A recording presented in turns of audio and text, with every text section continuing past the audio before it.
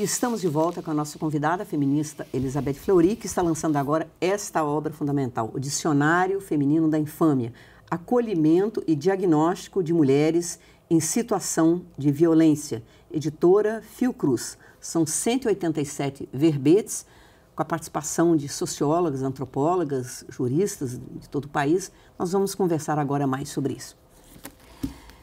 Olha, eu fico até emocionada, porque mais de 40 anos de dedicação ao feminismo, isso aqui é a concretude da nossa luta, né? E um dicionário muito importante para a consulta e para as políticas públicas, né? Você podia contar um pouquinho a história dele? Então, a Miriam está com a edição comercial normal e eu estou com a edição gratuita, que tem um símbolozinho. Se você puder mostrar, está escrito gratuito. Foi uma grande luta a gente conseguir, através do Ministério da Saúde, fazer uma edição de 5.000 exemplares gratuitos que está sendo distribuído para toda a rede pública no Brasil. Esperemos que continue, que aumente a tiragem para suprir o que é necessário, né? Mas então, essa história do Comitê para a Equidade de Gênero e Raça da Fiocruz se uniu com preocupações minhas, né, de me aprofundar nessa discussão e de compreender melhor. A gente estava criando um site só para dentro da Fiocruz, fazendo um glossário, etc. e tal. E eu resolvi fazer um movimento grande de criar um fórum de discussão sobre esse assunto da violência e a questão da mulher e a questão da saúde, conectar os três pontos e montar um fórum em Minas Gerais para ver como é que a Fiocruz podia se articular aqui no Estado e eu entender, eu estava de volta para Minas, né, e entender como a gente podia trabalhar e fazer alguma coisa nessa área, que havia de política pública, etc. e tal.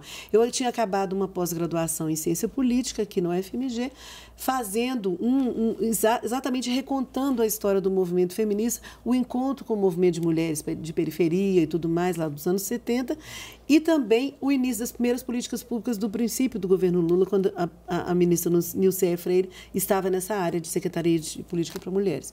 E aí, acabando isso, eu queria entender como que a minha instituição poderia se articular com essas primeiras políticas públicas. E chamei algumas representantes de área pública, tanto da área da saúde, assistência social, que era a nossa amiga, que foi reitora do UFMG, Ana Lúcia, né, Gazola, Lúcia Helena? Ana Lúcia Gazola. Lúcia Helena é a irmã, e Ana Lúcia é a intelectual acadêmica da UFMG. Ela estava como secretária de Estado de Assistência Social na época, e a área de mulheres era ligada à assistência social. Hoje é que ela está nos direitos humanos. Então, chamei toda essa gente, chamei pessoas da rede que atendem as mulheres nessa situação, trouxe algumas pesquisadoras de fora, inclusive a professora Estela Meneghel, que está aqui, que é do Rio Grande do Sul, acabou virando minha parceira nesse projeto.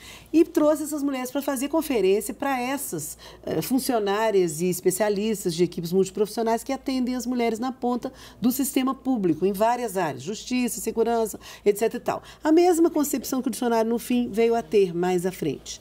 Isso foi em 2010. O dicionário, em 2013, nós entregamos os originais dele para a editora. 2014, 2015, passamos refazendo tudo conforme os pareceres que a editora nos passava, nos exigindo para aperfeiçoar alguns trabalhos. São 187 verbetes. Sim. Como se chegou a esse número? Vocês excluíram? Foi assim, nesse fórum que eu fiz em Minas Gerais, que foi em março, exatamente 10 e 11 de março de 2010, eu trouxe alguma contribuição da bibliografia que existia sobre o assunto. Tanto a própria Organização Mundial de Saúde, que fez um texto reconhecendo a questão da violência como um fato de saúde pública, uma situação, uma circunstância que era necessário que o sanitarista estudasse, como o texto da professora Cília Minay, que é uma socióloga referência na área da saúde e da violência, que criou o Núcleo de Pesquisa de Violência genericamente na Fundação Oswaldo Cruz, como outros textos de outras pesquisadoras falando de questões específicas. E esses textos nós entregamos para as pessoas inscritas nesse fórum. Depois que o fórum passou, a Estela Meneghel, essa professora que veio de Porto Alegre a meu convite, fazer uma conferência, que trabalha com assassinato de mulheres e femicídio. É um tema levinho, né? Que a Estela trabalha. Não, e esse termo que não existia, feminicídio, não existia, femicídio. Né? Ela trabalha com aquelas mulheres lá do México, da cidade de Juarez. Ela entra em várias dessas questões todas levinhas, como eu estou falando. O femicídio, explica, já usando assim, a ideia do verbete. É quando as mulheres são assassinadas por e se descobre que havia questões de gênero envolvida nas razões do assassinato. Eu já vi juristas questionando, mas eu acho bom. Não, é porque é um tema que ainda está sendo assentado, vamos dizer assim, do ponto de vista acadêmico. Na área científica ainda há debate. Agora, sempre houve, sempre haverá na área científica debate sobre qualquer conceito que se crie, né? Então, tendo em vista isso, será sempre alguma coisa em discussão, como o feminicídio, como o feminismo como o gênero qualquer grande conceito agregador de tendência de pensamento, grandes linhas, vai sempre ser questionado. Isso é normal na área acadêmica. O verbete feminismo é da Marlise. O verbete feminismo Só queria contar um pouquinho.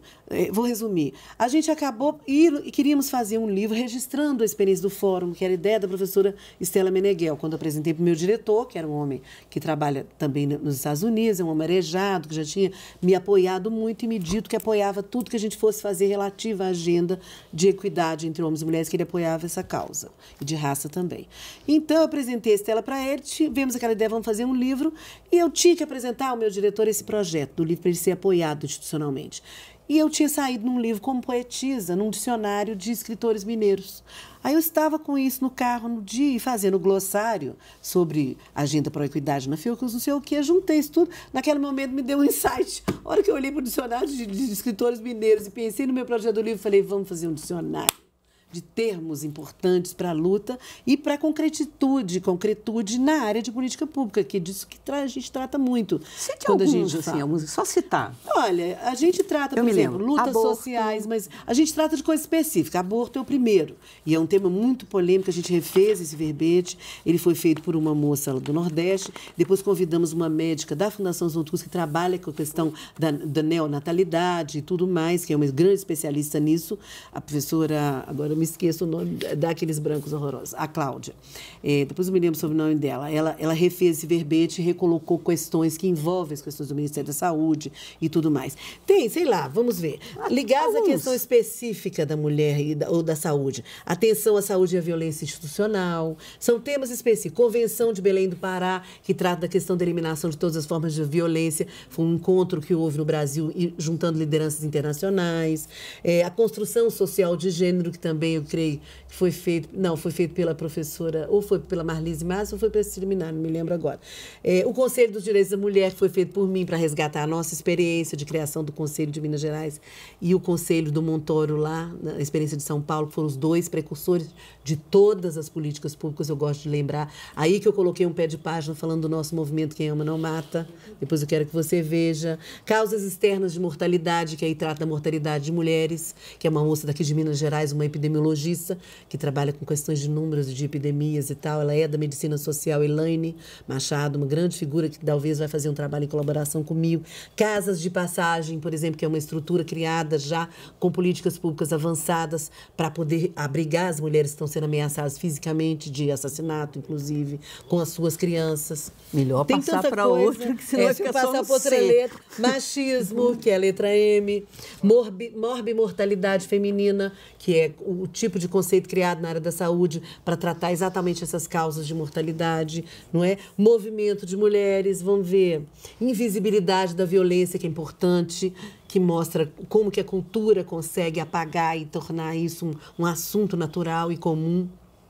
E não se pode falar da violência praticada no cotidiano, que não é exatamente um assassinato com uma faca, mas é uma coisa cotidiana, delicada e que vai minando a autoconfiança das mulheres, das crianças. Né? Não é as humilhações, aquilo que a gente falava do cotidiano. Efeitos emocionais das violências de gênero, que foi escrito pela professora Stella Meneghel, que fez um doutorado na área de psicologia, depois um pós-doutorado na Espanha, em Barcelona. Dominação patriarcal, eu escrevi.